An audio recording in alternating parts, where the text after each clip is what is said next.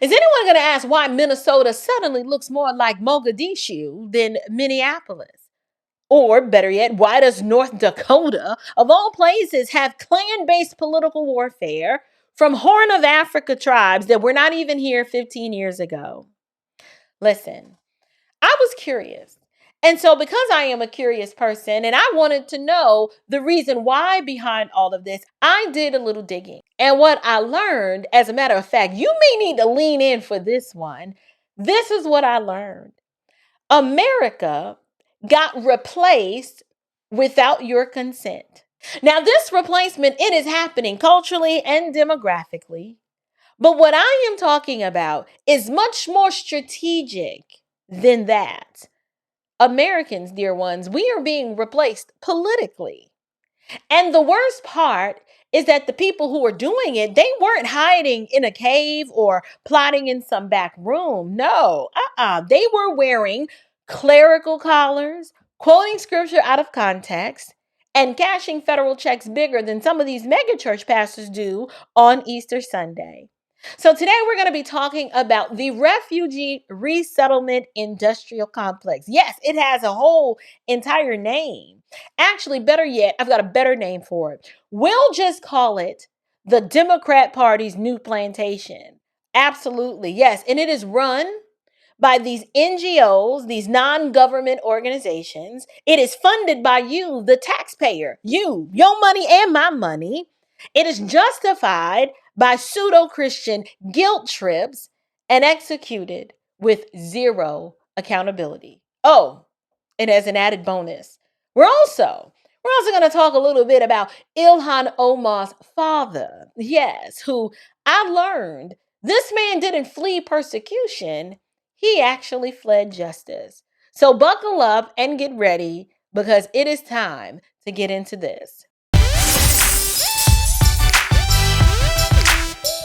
Grace and peace, you guys. Welcome back to Unshakable with April Chapman, where we discuss all things social, cultural, political, and theological from a biblical perspective. I am your host, April Chapman, and welcome to today's show.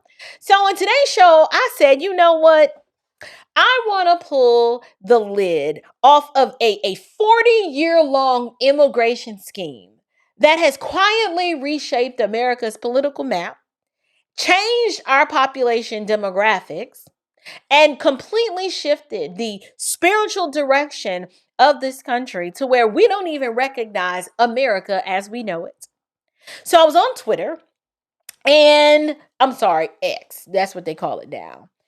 And I found myself like down this rabbit hole that I simply could not climb out of. And while I was on X, I stumbled upon a series of tweets. And these tweets were talking about how the NGO industrial complex and how these organizations are getting a per head bounty for every individual that migrates over from Somalia into the United States. And so the first thing I want to do is let's just start. Let's start with the tweet that opened up Pandora's box. So let me go ahead. I want to show you guys this tweet because I found myself looking at this tweet and I was completely blown away. So this tweet from Wall Street Ape says, expose, an NGO headquartered in Minnesota is getting paid $2,375 for every Somalia immigrant that they bring into the United States. So when I first read that, I was like, say what now? Now it says, why are Somalians in America? This individual says, I looked into it. The main group bringing in Somalians is Lutheran Social Services, and it turns out that they get $2,375 for every Somalian they bring over. So let's go ahead and take a look at this video. Why are Somalians in America? Yesterday, a Somalian rear-ended me, which thankfully no one was hurt and no damage was done to my truck. But it got me thinking, why are Somalians in America? Especially North Dakota and Minnesota. So I looked into it. The main group bringing in Somalians is Lutheran Social Services. They are led by this guy, and this is his staff. And turns out They get $2,375 for every Somalian they bring over. But we have to ask the question, why are they coming over here in the first place? And another surprise, turns out our government was funding a dictatorship in Somalia throughout the Cold War, led by Saeed Barre. And this dictatorship led to clan favoritism and overall this destabilized the country, and inevitably collapsed in 1991. Also, our troops were over there. This is where the movie Black Hawk Down comes from. But overall, Somalians have no right to be in America, especially North Dakota and Minnesota. They don't integrate into our societies. They carry over their clan mentalities. If you personally have never interacted with Somalian or just don't believe me, I would recommend checking out Nick Shirley's video he did the other day. What do you guys think about all this? Let me know down in the comments below. My name's Jeb Ball. Like and Okay, so that's Jeb Ball, and that was the video that I saw that really got my wheels spinning. And the tweet goes on to say that we have to question, why are they coming over here in the first place? And another surprise, turns out that our government was funding a dictatorship in Somalia. Now, the money is a one-time reception and placement grant. The updated amount is now $2,425 per refugee. It used to be $2,375. Now, this money is paid by the State Department to cover immediate arrival costs, i.e. airfare reimbursement, first month rent, furniture, airport pickup, etc. This money is not supposed to be for profit for the NGO, but you already know with the NGO fraud in Minnesota that most of this money is definitely getting pocketed. In Minnesota, federal funds totaled $4 million for 10,000 refugees in 2018. Lutheran Social Services is one of the 10 national voluntary agencies contracted by the U.S. State Department to handle logistics for refugees. I said, okay, well, this is interesting. I thought it was interesting because how did we get to the point where this is viewed as charity? I'm sorry, this isn't charity. This is not even compassion. At least that's what they want us to believe that it is. This is commission-based human trafficking. And look who's running all of this. The Lutheran Social Services, which I thought this was so interesting, that the group that is behind this happens to be one of the voluntary agencies under the State Department, and they happen to be paid per refugee imported, yet they were funded with hundreds of millions of federal dollars. Y'all, these jokers are using my money. Y'all, this is our money that they've been using to fund this foolishness. But here is the part that they don't want you to know. When you attach a financial incentive per body, $2,425 to be specific, when you attach money to it, what you end up doing is turning the refugee resettlement into a recruitment scheme. I mean, what better way to increase profit than by placing a per person price on every refugee that you recruit? Resettle. This is nothing more than the Democrat Party's version of Uber Eats, y'all. Think about it. Think about it. You have an NGO, they order themselves a refugee. Then the State Department, they pay the bill, and our community is the one that pays the consequences. This whole little thing stunk to high heaven so much that I said, there's got to be more to this. And so now what I want to do is I want to talk about the little dirty history that they hid from you. Now, when I saw Ilhan Omar get elected a couple of years ago, I said, this is really strange. I thought it was strange that we have a Muslim refugee from Somalia, and she just so happens to be elected to Congress. Now, some would say, oh, that is progress. America is no longer xenophobic. I wasn't very political back then. And on the surface, I may be inclined to believe that.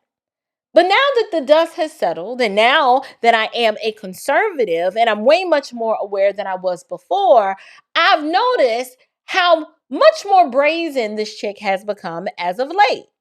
So I said, I want to look for some answers to some of my most burning questions about this woman. And it really wasn't that hard to discover. once again, being on the Twitter, I located some tweets.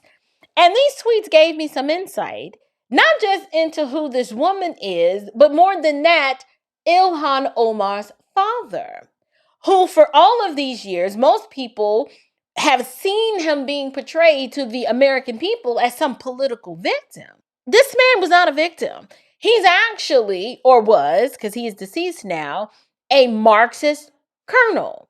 So what we're going to do, we need to talk a little bit about Nur Omar Mohammed. That is Ilhan Omar's father. Now, I located some information about her father, and to just make the whole commentary just a little bit more sweet, I would have you know that the source that I'm getting this information from is a progressive source. Here's what they openly wrote. Nur Omar Muhammad was an esteemed senior officer in the Somali National Army, end quote. He played a significant role in the Somali-Ethiopian War. And I said, okay, that seems innocent. But after doing a little bit more digging, here's what they conveniently left out. They left out that this man served under Mohammed Siad Barre, and I'm probably in jacking up that name, who was a brutal Marxist dictator with one of the worst human rights records in Africa. You guys, these people were not refugees. They were not fleeing persecution. They were elite members of a toppled regime escaping accountability. So the group that helped them escape just so happens to be a Lutheran group called the Lutheran Immigration and Refugee Services. This is the Christian ministry whose obviously their theology is trash, but they're basically subverting American interests by importing all of these people who have no interest in assimilating. They want to take over, and they're importing these people into our country. So in the name of humanitarianism, these people didn't even run background checks. They didn't care who these men were. They were like, listen, if the paperwork has a pulse, we're going to stamp approval on it. So here's what I want to do. Take a look at these tweets. So here's the tweet where it says that the Lutherans were given over $600 million that we know of, but did zero background checks. And Ilhan Omar's father and many other regime officials were fleeing justice. They were sponsored by this same group. So here's the evidence that they actually were sponsored. In Ilhan Omar's own words, she actually tells you that she was sponsored. Okay. So here's the tweet from Ilhan Omar from December 30th, 2018. Lutherans sponsored our family. This is all coming in full circle, and it's a blessing. Thank you for helping me make that cool connect. Here it is. The Lutheran Immigration Service is responsible for sponsoring Ilhan Omar's father, who was a Marxist colonel, and Ilhan Omar is funded and paid for by the Muslim Brotherhood via CAIR and other similar organizations. Here we have. Here's another tweet. Minnesota's first Somali American state representative, Ilhan Omar, has again made history. She is now the country's first Somali American elected to Congress. It says Omar, who spent 4 years of her childhood in a Kenyan refugee camp before being resettled by LIRS, that's the Lutheran Immigration Refugee Service, in the United States, pushed an agenda focused on employment and education. Quote, when I was coming to this country, I heard about its promises, she said, but those promises, she said, aren't extended to everyone. I couldn't sit on the sidelines. Congratulations, Ilhan. Hashtag refugees welcome. This tweet is dated November 7th, 2018. So let's talk a little bit about all of this pseudo-Christian betrayal. Okay, let's touch the part that makes a lot of Christians uncomfortable. Truth be told, the Lutheran Social Services, the other groups such as Catholic Charities and Hebrew Immigrant Aid Society, all of these religious organizations I am sorry, they are not ministries. They are federal contractors hiding under religious sounding language. These ministries are literally the architects of demographic engineering. To the unsuspecting person, what they'll do is they'll weaponize scripture to justify these NGO profits and their humanitarian efforts. But these groups, together with the Democrat Party, they are importing future Democrat voters while lecturing you about Christian compassion. They don't preach salvation. They are preaching resettlement quotas. They want to appear as do-gooders under the name of humanitarian aid, but they are helping to destroy this country from the inside out. Listen, these individuals, they don't pray for nations. They fly them in for $2,425 a head. That's what they are doing. They are selling out America under the guise of ministry. And this is something that needs to be talked about. But here's the real kicker. If you follow the money trail, let me make this super plain for you. USAID, which was all up in an uproar when Elon Musk and the Doge people started putting eyes on what they were doing. You had USAID funneling money to the NGOs. The NGOs are then funneling money to the Democrat Party. The Democrats import voters, and those imported voters allow the Democrats to have permanent one-party rule. This is an unholy alliance, and it is happening with our money. This is not a conspiracy. This is literally printed in federal grant spreadsheets, and you can see it for yourself. Billions of dollars are going to these NGOs. Ask Stacey Abrams, she would know.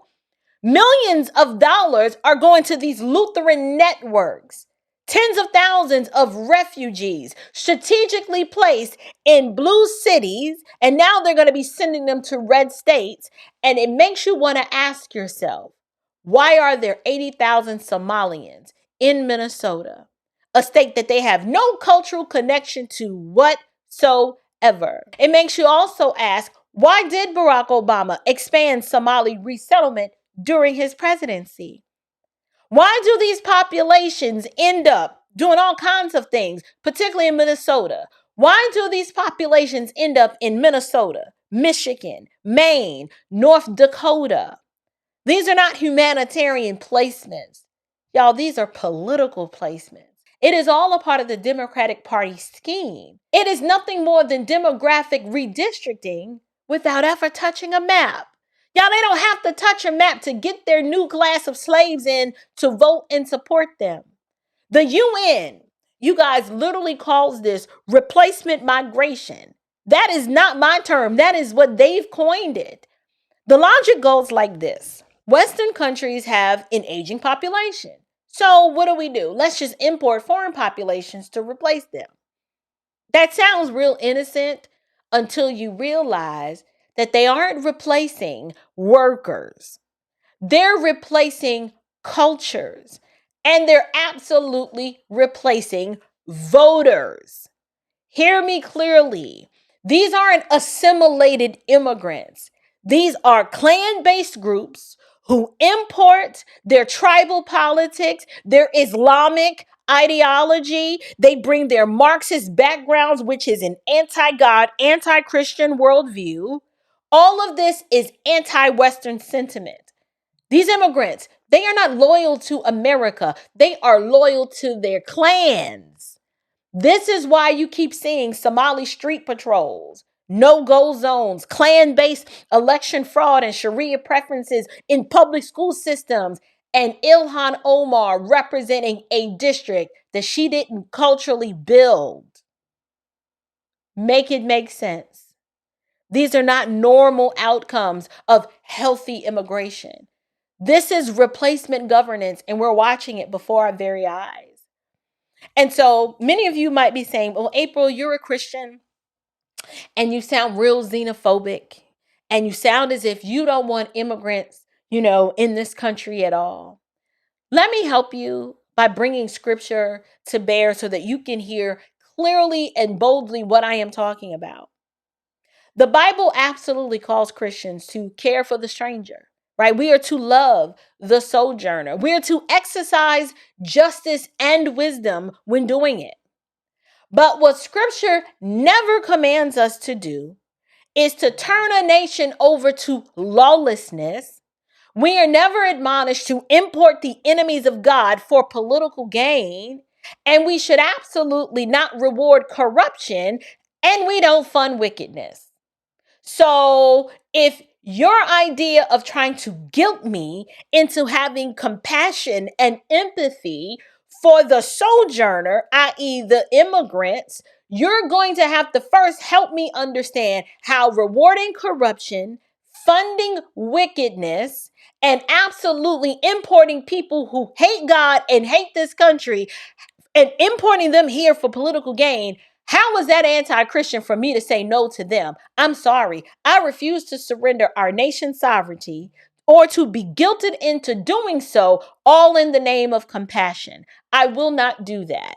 And remember, not only do we not share custody of our children with the government, we're also not going to hand over our national identity to the United Nations.